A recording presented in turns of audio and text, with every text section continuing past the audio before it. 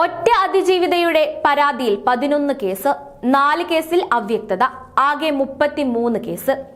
ഹേമ കമ്മിറ്റിയുമായി ബന്ധപ്പെട്ട് ഒരു കൂട്ടം ഹർജികളാണ് ഹൈക്കോടതി ഡിവിഷൻ ബെഞ്ചിന് മുന്നിലുള്ളത്. ഹേമ കമ്മിറ്റിയുമായി ബന്ധപ്പെട്ട് 33 കേസുകളാണ് റിപ്പോർട്ട് ചെയ്തിരിക്കുന്നത്. അതിൽ 11 കേസ് ഒരു അതിജീവിതയുടെ മാത്രം പരാതിയിലാണെന്നും പോലീസ് വ്യക്തമാക്കിയിരുന്നു. ഈ കേസുകൾ പരിഗണിക്കുന്നതിനായി പ്രത്യേക ബെഞ്ച് ഹൈക്കോടതി നേരത്തെ രൂപീകരിച്ചിരുന്നു.